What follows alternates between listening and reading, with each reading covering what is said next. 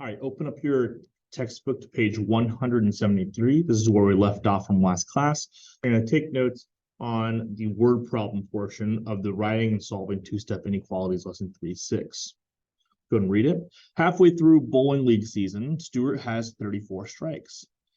He averages 2 strikes per game. That word per comes back to us. Okay, we're going to be utilizing that again today. He needs at least 61 strikes to beat the league record. Write and solve an inequality to determine the possible number of additional games Stuart should bowl to have at least 61 strikes. Then interpret the solution. Okay, part A, we're going to write the inequality. The biggest thing about word problems is not actually solving them, is writing them correctly, so that way we can solve them the way we know how. Okay, so we have the number of strikes Stuart has plus 2 strikes per game. Remember that per often tells us where the variable is. And that's the case here as well.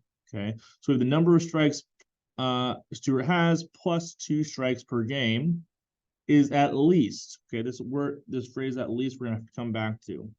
At least the total number of strikes needed. Okay, so we're gonna let G represent the number of games.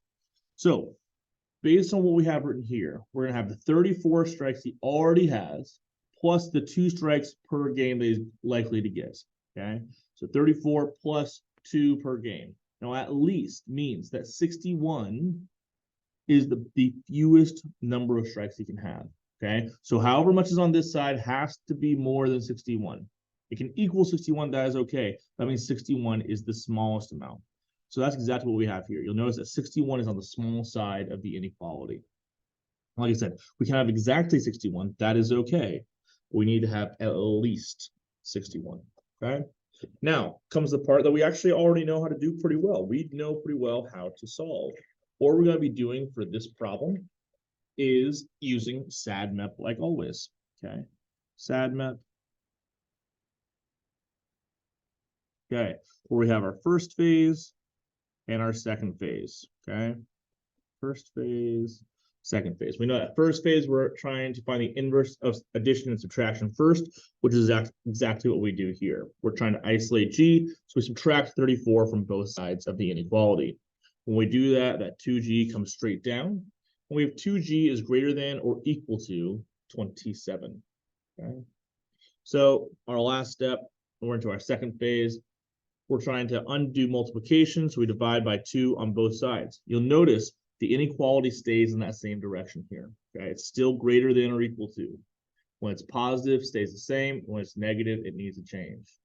So we do 27 divided by 2. So G is greater than or equal to 13.5 games. Now, you can't just play 13.5 games. You actually have to play the entire game. So the solution is G is greater than or equal to 13.5. That's the solution to the C inequality we wrote, but we know that the actual answer might be something different. We're going to graph this, okay? Greater than or equal to. We know that's greater than or less than or equal to, or greater than or equal to is a closed circle. Now it's greater than or less than, it is a closed circle. This one's going to be a closed circle. Sorry, I might have misspoke. It was less than or greater than, it's going to be an open circle. So we have a closed circle at 13.5. Let's think, what is a number that is greater than 13.5? We know that 14 is greater than or equal to 13.5, and 14 on the right side. So we're going to graph to that side.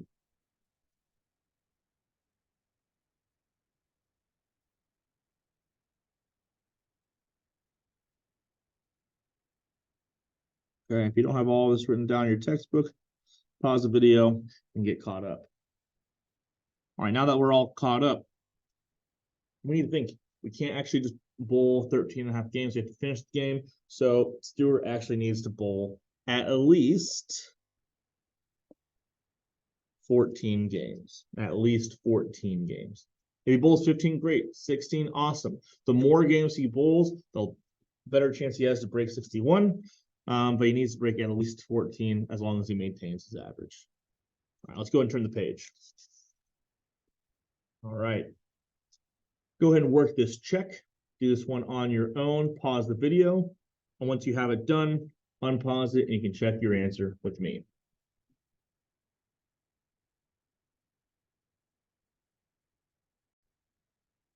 Okay. Peter can spend no more than $100 on new clothes for school. He spends $35 on a new pair of shoes.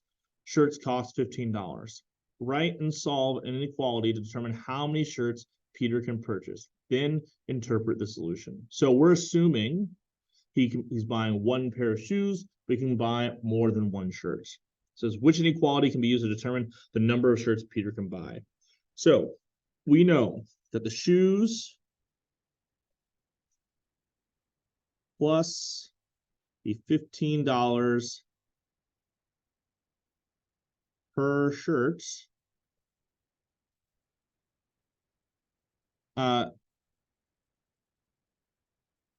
is at most $100. Okay, that's what it says in words. We'll let X just be the number of shirts. Okay, so the shoes are $35 plus the $15 per shirt. Okay, is at most 100. So if it's at most 100, 100 is going to be on the large side of this. So 100 is going to be on the big side of inequality. So we have $35 for the shoes and $15 per shirt. We should end up with A here. Okay. What is the solution to part A? Let's go ahead and solve it. We have 35 plus 15x is less than or equal to 100. We're still using SADMEP here. SADMEP. So minus 35 from both sides of the inequality. 15x is less than or equal to 65. We divide by 15 on both sides. We end up with x is less than or equal to, now 65 over 15, that reduces down to, let's see, it goes into, both of them go into 5, 13 over 3. 13 over 3, which is 4 1/3, which is 4.3 repeating. Okay, so we can't buy a third of a shirt, and we can't afford to buy 5 shirts. So Peter can buy at most or no more than 4 shirts. No more than 4 shirts. All right, make sure you have all that down. Move on to example number 5. Meredith is given $50 monthly allowance to buy lunch at school. Any remaining money can be spent on entertainment. Meredith would like to have at least $12 left at the end of the month to go to the movies with her friends. It costs Meredith $2.50 per lunch that she buys at school. Write and solve an inequality to determine the number of lunches Meredith can buy and have at least $12 left. Okay, so our target here is $12. We can have more than that, that's all right, but we can't have any less than that. And that's important to understand here. Okay, so it's a right inequality. Let's go ahead and take a look at the words. We have our monthly allowance, and we're going to buy our lunch. So that takes away from our monthly allowance, which is why we have minus here. Monthly allowance minus the cost per lunch is at least the amount remaining here.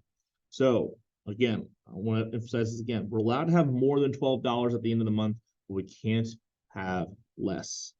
So when we do that, we end up with our monthly allowance. We're starting with $50. We're taking away $2.50 per lunch. That's going to be still more than or equal to $12. Let's solve it. Still using SADMEP. Nothing has changed in that regard. We're working on subtraction and addition first. We subtract 50 from both sides of the inequality. That negative 250x, 2.5x remains unchanged. Do not forget about that negative. That negative is attached to the 2.50x. So we have negative 2.5x is greater than or equal to negative 38. When we divide by negative 2.5, you'll notice it was greater than or equal to, is now less than or equal to, is turned itself around there. What we end up with is x is less than or equal to 15.2. All right, we know it's or equal to, it's going to be a closed circle. So we have a closed circle at 15.2. So we're trying to figure out what is the number that's less than 15.2. Let's see, 15.0 is less than or equal to 15.2. All right, so since that's the case, that's on the left side, and that's true. We're going to graph towards that. We're going to graph towards our solutions.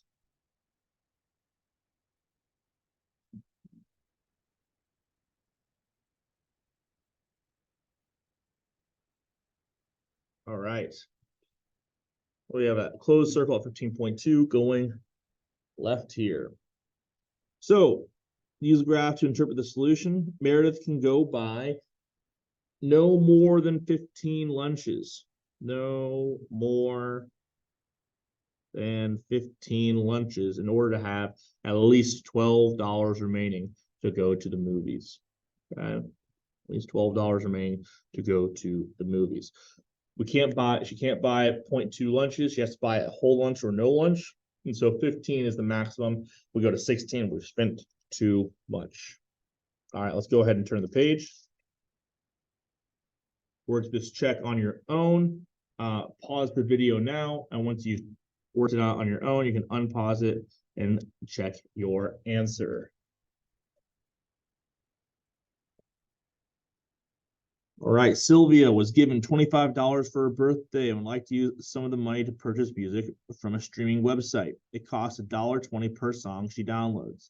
She would like to have at least $10 left. Write and solve an inequality to determine the number of songs Sylvia can purchase and have at least $10 left. And then interpret the solution. So we're trying to figure out the number of songs, determine the number of songs. So we'll say X equals the number of songs. Okay. So she starts with 25. Starts with $25 and purchases. So that purchase means she's losing money. So purchase 1.2 per song. Okay, that tells us a lot. We want to have at least $10. Okay, so we know we're starting off with our 25 and we're spending money. So we're taking away from that 25 minus 1.2 per song. Per tells us where the variable is. So 1.2 X. We know we want to end up at $10. Now let's figure out which direction is it going. Okay, we want to have at least $10 left. So $10 is the smallest amount we can have. It is going to be on the small side of the inequality. But it says at least $10. So we can have exactly $10, but no less. So that means or equal to. So 25 minus 1.2 X is greater than or equal to 10. That is A. Okay, that is A. What is the solution of the inequality in part A? Let's solve it. We have 25 minus 1.2 X is greater than or equal to 10. We're going to subtract 25. So we have negative 1.2x. Don't forget about that negative. It's still there. Is greater than or equal to negative 15. Now we're going to divide by negative 1.2. Remember, when we divide by a negative, we need to flip that inequality. So this becomes less than or equal to. So x is less than or equal to 12.5. Okay, it's positive because a negative divided by a negative is a positive. So A again. Okay. So you can't buy half a lunch. You have to buy a whole lunch. So Sylvia can buy no more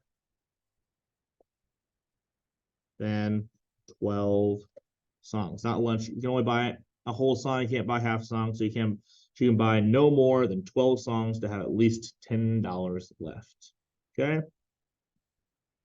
I want you to try this apply on your own. We will not be going over it in the video notes today, but I do want you to attempt it. All right. And once you've done that, you can attempt the check as well. After you finish taking the notes, move on to the next portion of the module.